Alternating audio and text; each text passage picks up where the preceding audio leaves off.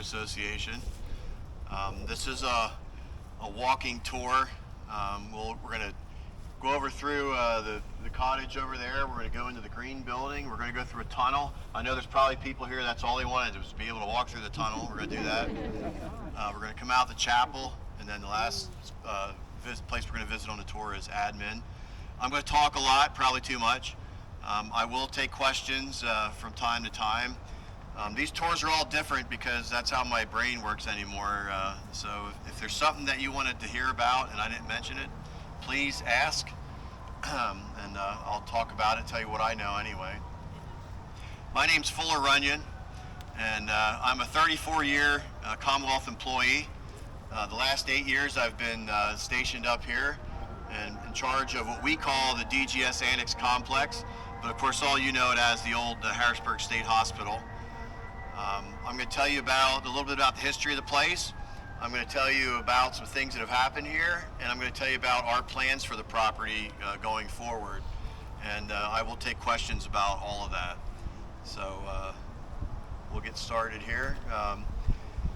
Many of you have probably heard the name Dorothea Dix, especially Civil War buffs know her as the woman who put together the nursing corps for the United States Army in the Civil War. But before that, she was best known as the preeminent advocate for better treatment of the mentally ill. And what she did is astonishing even to do today, but especially so when you consider the time period.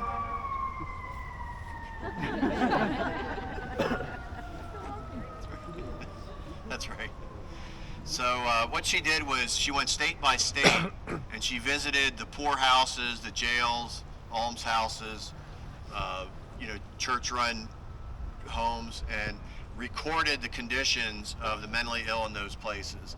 She did Rhode Island and Massachusetts before Pennsylvania, and she visited every county in Pennsylvania, and she wrote it all down.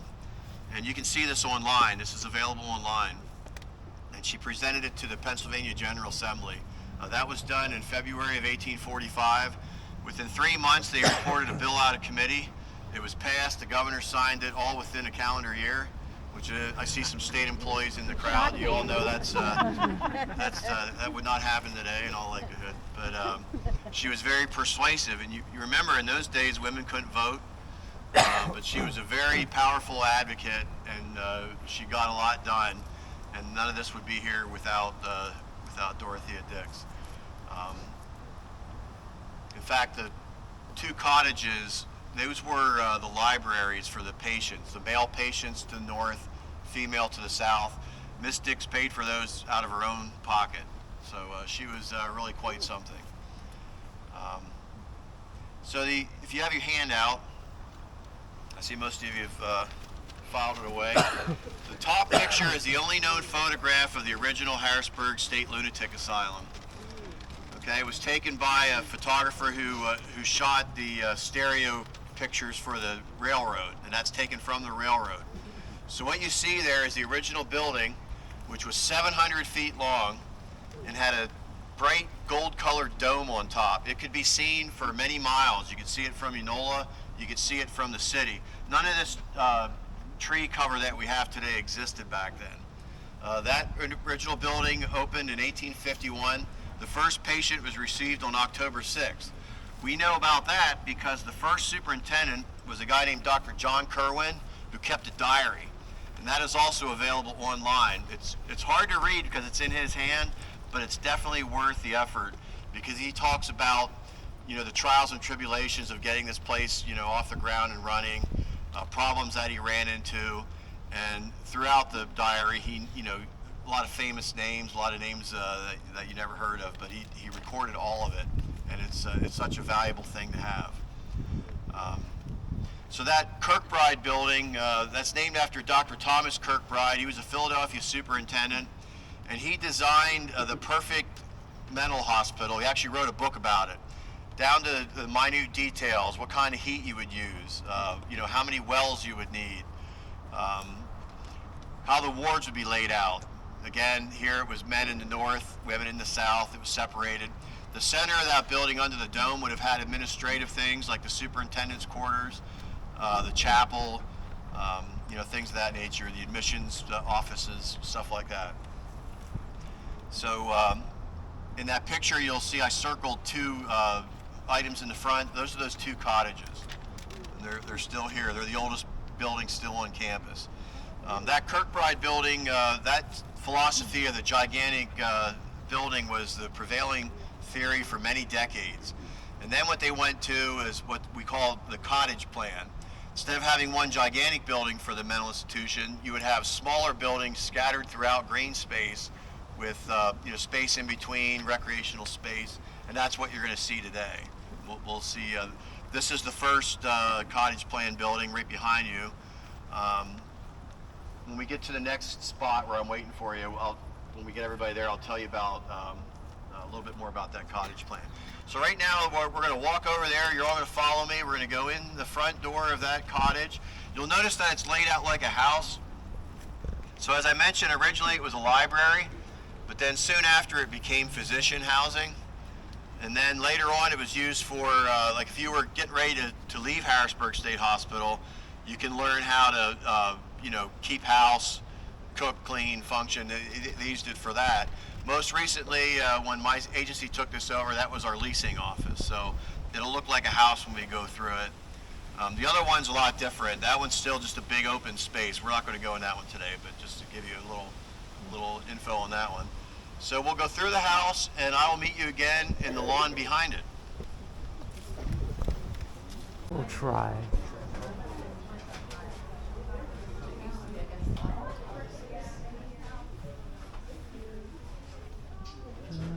Hey, look, that fire has a fireplace in there. That's pretty cool.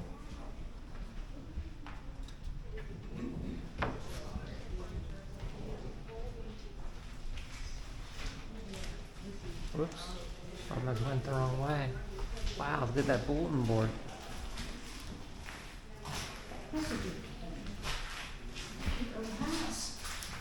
Yeah. And we'll go out here and listen to what he has to say. Cottage plan. So you went from that gigantic Kirkbride style building.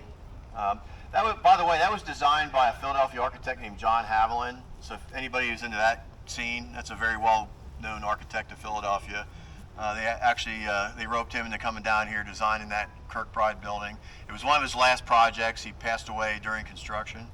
The other architect names you'll want to know, Addison Hutton, also a Philadelphia architect. He came up with the layout for the cottage plan, and he designed the admin building, which will be our last stop on the tour. That's the one that you guys were standing in front of before. I think Mr. Hutton probably got tired of making the trip Philadelphia all the time, so they found a local architect named John Dentwolf from York. And this was the male convalescent ward. If you look up at the top of the brownstone entrance, the brownstone was from Hummelstown, by the way. Any local people that know about Hummelstown brownstone. You'll see a 1904 on the date stone, and then opposite that you'll see Mr. Dentwolf's initials. It's a neat way to put your mark on a building. The reason I wanted to come into this building, I wanted to show you a typical hospital layout. You'll see wide hallways, small patient rooms. You'll see large openings. Those are called day rooms. So if you weren't in your patient room or in the hallway, you would be in a day room doing an activity. This building, many scenes from the movie Girl Interrupted were filmed here. And what I've done is I've placed some images from the movie so you can see that and then see what you're looking at today, okay? They do a thing in film where they'll show you an iconic image from a place and then you know where you are, right? So in this one, it's that wonderful window, okay? So you see that over and over again in the movie Girl Interrupted. Someone asked about other movies. There was one filmed here in the 70s called Birch Interval. It's based on a book written by a gal from Shippensburg, but I can't remember her name right now. I've forgotten more than I remember, but that had Eddie Albert in it. So you'll see a scene in there also shot in this building. So what we're going to do here is we're going to go in the front door, up the steps immediately, and then we're going to walk that second floor. And those of you who love that movie, you'll feel like you're in the movie because it's that hallway is in the movie so many times with that iconic window. At the end of that hallway, you'll see a round day room.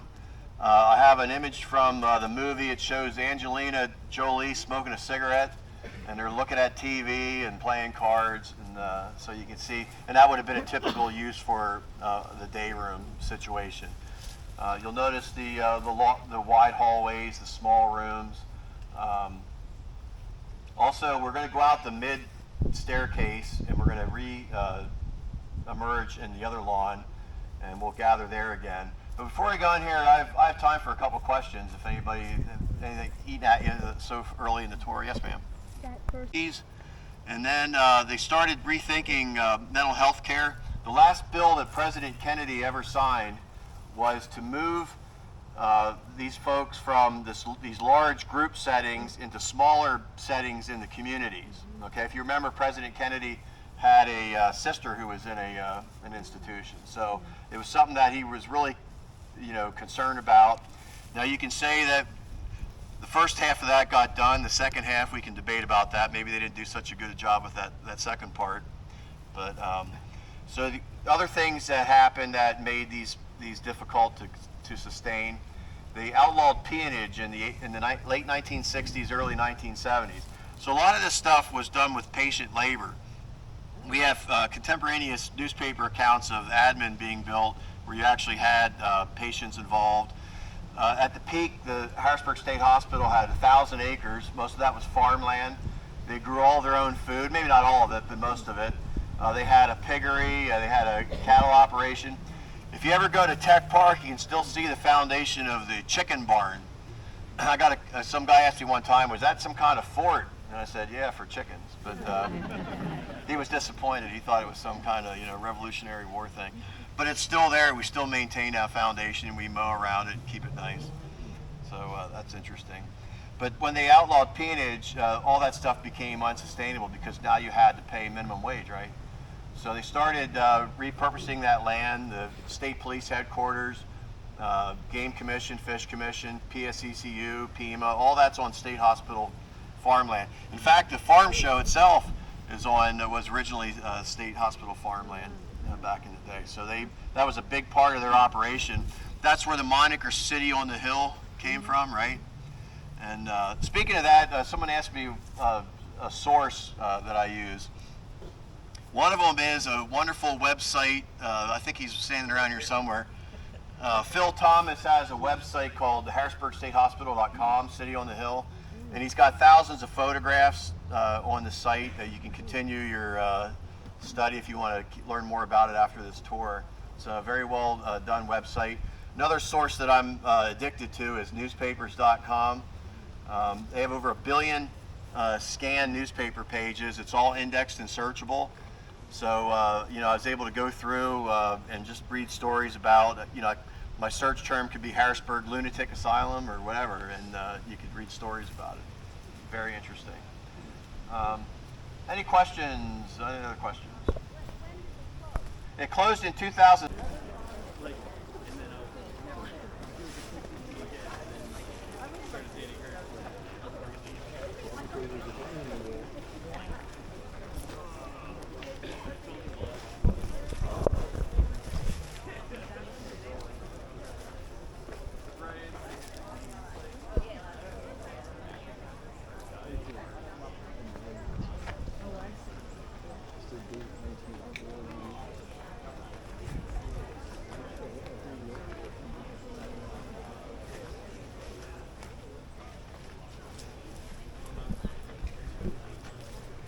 Here we go.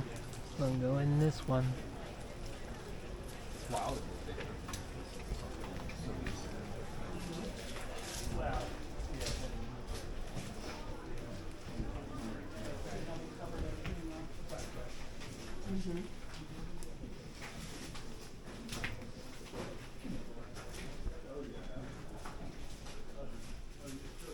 No weapons permitted.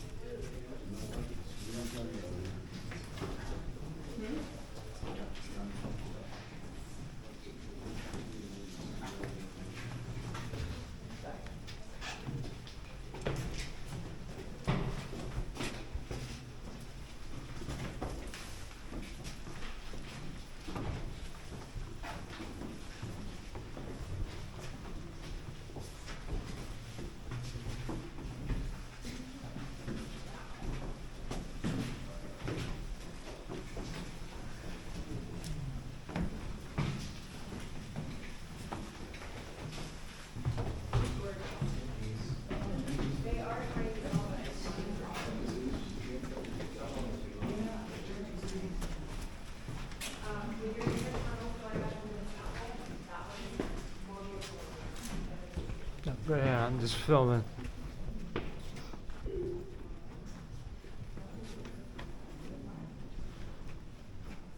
This was in the film Girl Interrupted.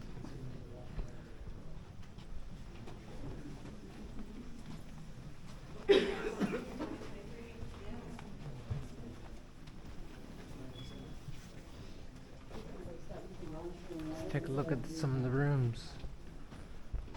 I know. Huh. Hello?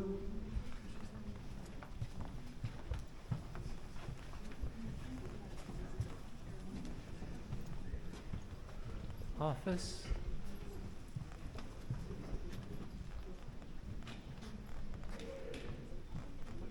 Right. Yeah. We don't need to color code it. Where's the bag?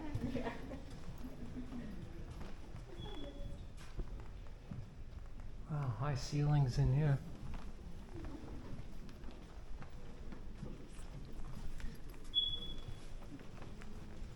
Uh-oh.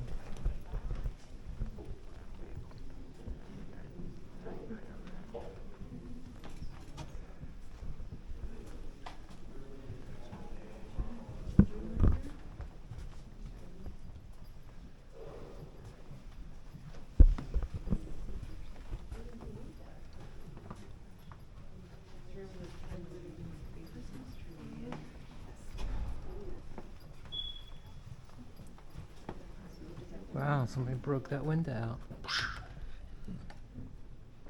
This is where they dispense the pills.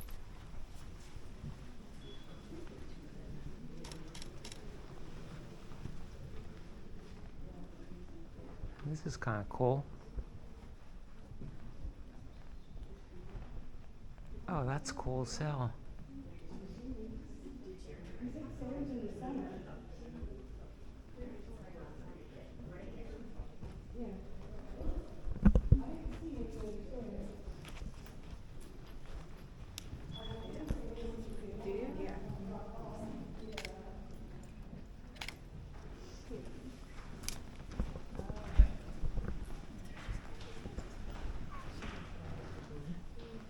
Now I'm lost.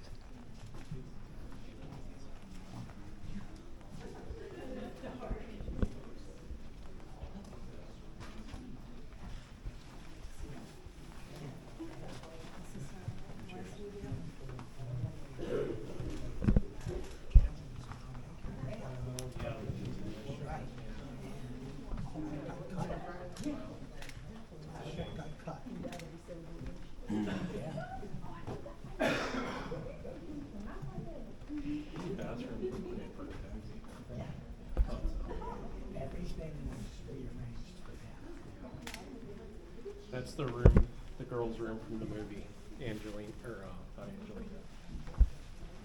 The other one. I know you mean. Yeah, the other one. That's the bedroom they filmed